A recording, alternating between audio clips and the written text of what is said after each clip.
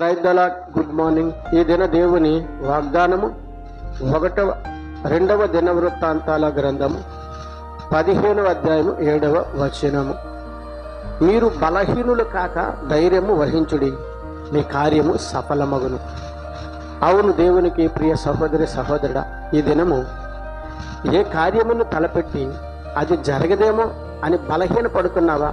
అది వివాహమైనను, ఉద్యోగమైనను, మరి ఆర్థికపరమైన ఇబ్బందులైనను, అనారోగ్య సమస్యలైనను దానిని నీ మీద నుండి తీసివేస్తానని, వివాహమైతే ఎముకను జతపరుస్తానని, ఉద్యోగమైతే అది నీకు దయచేస్తానని, ఆర్థికపరం ఇబ్బంది అయితే నీకు దూరపరుస్తానని, శరీర బలహీనత అయితే నిన్ను ముట్టి స్వస్థపరుస్తానని ప్రభువైన యేసుక్రీస్తు వారి దినము నీతో మాట్లాడుతుంది. కనుక నువ్వు బలహీనుడివి కాక ధైర్యం వహించి ఆయనను వెంబడించాలని మరి దినం వాగ్దానం ద్వారా దేవుడు నీతో మాట్లాడుతున్నారు. అవును, నీవు తలపెట్టిన కార్యములు మరి అక్కడే ఉండిపోయాయని, అనేక దినములు అనేక సంవత్సరాలు నేను ఆ కార్యమును మరి మేలును చూడలేనేమో అని నువ్వు బలహీనపడుతున్నావా? బలహీనపడుతున్న దేవుడు ఈ దినం నేను బలపరుస్తున్నాడు.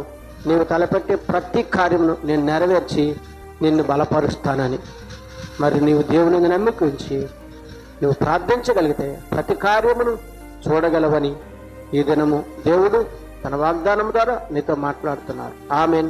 ప్రార్థన చేద్దాం. సకల ఆశీర్వచనములకు కారణభూతుడు వెనమ యేసు ప్రభువా, నీ ఘనమైన నామానికి స్తుతులు స్తోత్రాలు నాయన. నీ సుందరమైన నామానికి లెక్కలేని వందనాలు.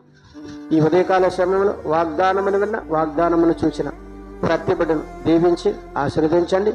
ప్రభు వారి కార్యములను సఫలం చేయండి. బలహీనులు ఉన్న ప్రతి బిడ్డను బలపరచండి. యేసుక్రీస్తు శక్తివంతమైన నామములో అడిగి వేడుకొనుచున్నాను పరమ తండ్రి. ఆమెన్.